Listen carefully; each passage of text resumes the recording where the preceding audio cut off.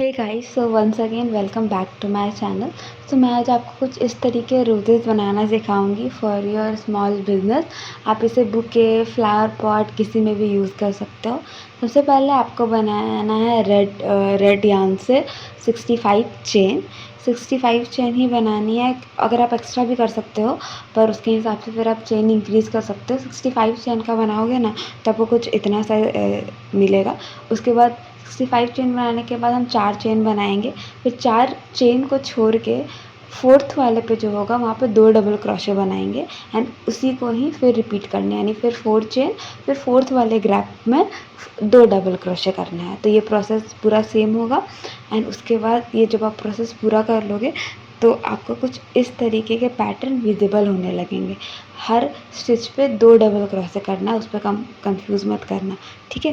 जो stitch complete होने के बाद ये कुछ ऐसा दिखेगा। उसके बाद एक स्लिप स्टिच करेंगे हम सबसे पहले वाले पे, फिर वहाँ पे 10 डबल क्रोशे करना है। तो अगर स्पेस नहीं है तो भी कम मत करना, स्पेस थोड़ा सा यान पुल कर करके आपको उसके अंदर 10 डबल क्रोशे करना ही है। तो उसी से आपका जो रोज़ है वो उसमें थोड़ा सा पफीनेस आएगा। उसके बाद लास्ट में एक स्लिप स्टिच करेंगे। उसके बाद आपका एक यहाँ पे पैटर्न कंप्लीट हो जाएगा और फिर वही प्रोसेस, सेम प्रोसेस हम सब में करेंगे। सो रोज़ बनाने का सबसे मेन आइडिया यही है कि रोज़ के जो पेटल हैं वो एकदम रियल रोज़ की तरह दिखने चाहिए, लाइक खिले खिले और अच्छे दिखने चाहिए। इसीलिए हम यहाँ पे 10 कर रहे हैं।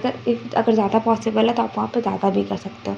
तो रोज़ पूरा कंप्लीट होने के बाद, मतलब थ्रेडिंग के बाद, ये कुछ ऐसा दिखेगा ना। मैजिक रिंग बनाने के बाद अब हम रोज़ के जो उसको जो सपोर्टिंग पार्ट है वो बनाएंगे, लाइक। तो उसके लिए सबसे पहले हम मैजिक रिंग बनाएंगे कुछ इस तरीके से। उसके अंदर हम 5 सिंगल क्रोशे करेंगे रिंग के अंदर, ठीक है। कुछ इस तरीके से थ्रेड निकालना है एंड उसको घुमा के फिर इस थ्रेड को करना है, इसको बोलते हैं सिंगल क्रोशे। उसके बाद हम इसे पुल करेंगे, हमें एक सर्कल मिलेगा। जो लास्ट वाला आपका होगा उस पर हम चेन 4 करेंगे। चेन 4 करने के बाद जो सबसे पहला वाला स्टिच है उस पर हम एक स्लिप स्टिच करेंगे। उसके बाद 2 सेकंड वाले चेन पे एक हाफ डबल क्रोशे, फिर जो थर्ड एंड फोर्थ चेन है उसमें हम दोनों पे डबल क्रोशे करेंगे, ठीक है। अब ये प्रोसेस पूरा होने के बाद एक जो चेन है, मतलब एक जो एंडिंग पॉइंट है, उसमें हम इसको स्टिच कर देंगे। तो हम देखेंगे कुछ ऐसा पेटल लाइक स्ट्रक्चर हमें मिलेगा। अब इस पेटल लाइक स्ट्रक्चर को सेम जो मैंने बोला था रिपीट करना है, पूरा रिपीट करेंगे 5 टाइम्स। तो हमें ये मिलेगा। जो थ्रेड एक्स्ट्रा है उससे मैं नीडल की मदद से इस तरीके से हाइड कर दूँगी। कट करके ग्लू गन मत करना, क्योंकि वो नीट लुक नहीं देता। उसके बाद हम इस तरीके से वायर ले लेंगे ताकि जो हमारा रोज़ का पेटल है वो एडजस्टेबल हो। सबसे पहले एक नॉट टाई करेंगे। उसके बाद हमें यहाँ पर टोटल 18 चेन बनाने हैं। 18 चेन बनाने के बाद बस दोनों साइड, क्योंकि पेटल कब बनेगी, जब फ्लावर के बीच का स्टेम के दोनों साइड कुछ ना कुछ हो।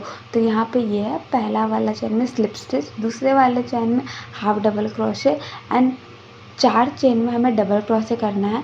फिर उसके बाद हम 1 हाफ डबल क्रोशे करेंगे, फिर एक स्लिप स्टिच करेंगे। उसमें आपका एक साइड का कंप्लीट हो जाएगा, यानी 18 चेन कंप्लीट हो जाएंगे। एंड फिर उसके अपोजिट साइड हमें रिपीट करना है सेम 1 चैन, एक स्लिप नॉट करेंगे, एक हाफ डबल क्रोशे, फिर 4 डबल क्रोशे करेंगे, फिर एक हाफ डबल क्रोशे करेंगे, फिर एक स्लिप स्टिच करेंगे। तो उसके बाद हमारे ये पेटल का डिज़ाइन पूरा सेम हो जाएगा। आपको जो वायर है वो उसके साथ ही लेके अटैच करके ये करनी है। आप बस वायर को प्लेस करोगे ना थ्रेड के अंदर, तो वो अपने आप अटैच हो जाएगी। और इस बात का ध्यान रखिएगा कि वायर को जिस जिस तरह आपका लीव अटैच होगा, जिस तरफ से स्टेम के ऊपर, उस तरफ से वायर को थोड़ा सा आप निकाल के ही रखिएगा, क्योंकि फर्दर हम उस पर थ्रेड को लपेट के और उसको स्टेम में अटैच करेंगे। तो उससे क्या होता है ना, वो प्रोसेस थोड़ा सा ईजी हो जाएगा। मैं यहाँ पे टोटल मतलब एक ही लीव बना रही हूँ। आप चाहे तो 2 लीव बना सकते हैं, या तो आप रोज़ के पीछे सिर्फ लीव का एक बुके रख सकते हैं, क्योंकि वो भी बहुत ज़्यादा क्लासी और सुंदर दिखता है बुके में। कुछ इस तरीके से हम प्रोसेस को रिपीट करेंगे उसके अपोजिट टाइप।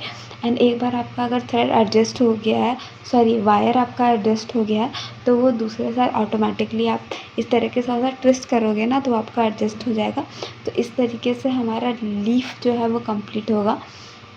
अब जो हमारा वायर बचा हुआ है, सो वायर को कट नहीं करिएगा, क्योंकि आप कट करोगे तो हो सकता है कि वो पुलिंग या फिर आप पुल करो तो वो तो निकल जाए।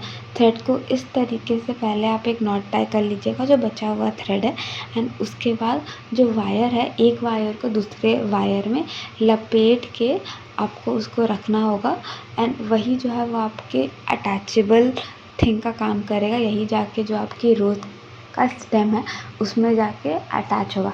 अब हमारा मेन काम है कि रोज़ को अटैच करना एक स्टिक में। तो आप वायर यूज़ कर सकते हो, वो भी मिल जाएगा आपको किसी भी स्टडी मटेरियल शॉप में, आर्ट मटेरियल स्टोर में मिल जाएगा। एंड दूसरा जो आप यूज़ कर सकते हो, वो यूज़ कर सकते हो बैम्बू स्टिक। तो उससे पहले मैं रोज़ यहाँ पे शेप दे लूँगी। सबसे पहला वाला जो आपका सर्कल है उससे आप फोल्ड करते जाओगे, एंड आप उसको जितने अच्छे तरीके से एडजस्ट करोगे उतना उसको बनेगा। एंड हाँ, लोग यहाँ पे ग्लू गन का यूज़ करते हैं फॉर स्टिचिंग पर्पस, एंड मैं बोलूँगी कि वो भी तरीका अच्छा है, क्योंकि स्टिक उससे अच्छे से एडजस्ट हो जाती है। पर अगर ग्लू गन थोड़ा सा भी इधर उधर फैल गया तो वो दिखता है, तो वो अच्छा नहीं लगता। तो उसके हिसाब से मैं यहाँ पे निडल का यूज़ करती हूँ। एक साइड नॉट टाई करके निडल को बस इस तरफ से उस तरफ घुमाना है। बस मेक श्योर करना कि आपका सारा जो पेटल है वो कहीं ना कहीं आपस में जुड़ जाए और अलग ना हो। और एक थ्रेड आप लगाओगे ना चारों तरफ से और पूरी तरह से घुमाओगे, और ये भी ध्यान रखना है कि वो हाइड रहे।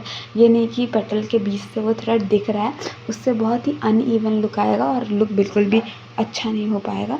उसके बाद जब थ्रेड ऐसे करके मैं बीच से भी इंसर्ट कर रही हूँ, क्योंकि मुझे कहीं कहीं लग रहा था कि मेरे थ्रेड दिख रहे हैं, तो मैं वापस वहीं से भी इसे इंसर्ट करते जा रही थी। और ये प्रोसेस बहुत ज़्यादा ईजी है, बिल्कुल भी घबराने की ज़रूरत नहीं है। उसके बाद जो एक्स्ट्रा थ्रेड है उसको आप पीछे की तरफ से रोज़ से निकाल लीजिएगा, एंड रोज़ आपका फिर रेडी हो जाएगा। उससे पहले आप स्टिक लेना है, तो यहाँ दो तरीका है, या तो आप ग्लू गन स्टिक खरीद सकते हो एंड एक लाइटर खरीद सकते हो, एंड इस तरीके से बर्न करके लगा सकते हो फॉर स्मॉल, मतलब अभी आपको थोड़े से पैसे में काम चलाना है तो ये कर सकते हो। एंड दूसरा ऑप्शन है आप ग्लू गन ले सकते हो, एंड ग्लू गन का यूज़ कर सकते हो। मेरे पास दोनों है, पर मैंने इस तरीके का यूज़ किया है बिकॉज मेरा इलेक्ट्रिसिटी केबल थोड़ा सा दूर था। उसके बाद हमने जो ये पीछे का उसका सपोर्टिंग बनाया है वो रखा है। देखो, इससे एक तो मेन बात है सुंदर भी लगता है फ्लावर, और उसके बाद एक सपोर्ट भी मिल जाता है। मैं इसको थोड़ा सा हाफ ही स्टिक करती हूँ, क्योंकि मुझे थोड़ा सा वो जो पेटल्स जो हैं उसके बाहर रहते हैं, तो वो दिखने में थोड़ा सा अच्छा लगता है, इसलिए। उसके बाद हम इस पर अब लीफ लगाएंगे एंड थ्रेड लगाएंगे। सबसे पहले मैं ग्लू गन को थोड़ा सा गर्म करूँगी, एंड मैं वो स्टिक के ऊपर थोड़ा सा हल्का सा लगा दूँगी, ताकि जब मैं स्टार्टिंग में ही थ्रेड लगाऊँ तो वो आसानी से बस लिपट जाए अच्छे से, कुछ इस तरीके से। एंड अगर वो मेल्ट हो जाए तो टेंशन मत लेना है, लाइटर होगा ना आपके पास तो वो कर दीजिएगा थोड़ा सा लाइट, तो वो प्रॉपर्ली ठीक हो जाएगा। ग्लू गन से ज़्यादा इजी होता है, पर मुझे पता है as a small business owner आप इनिशियली आप इन्वेस्ट नहीं कर सकते, तो इसलिए ये आप इस पर इन्वेस्ट कर लीजिएगा। एंड बाय द वे मुझे नहीं पता था, पर लाइटर जो है वो वापस से रिफ़िल होते हैं, तो आप रिफ़िल भी करवा सकते हैं। अब इस तरीके से जो हमारा एक्स्ट्रा पेटल है, मतलब जो बर्ड जो मैंने निकाला था, उसे आप इस तरीके से एडजस्ट करिएगा तो एकदम परफेक्ट हो जाएगा। मुझे ऐसा लगता है कि इसमें आपको 2 पेटल्स देने चाहिए मुझे यहाँ पे बस एक बुके के लिए करना था, तो मैंने यहाँ पे सिंपली सिर्फ एक पेटल से काम चलाया है।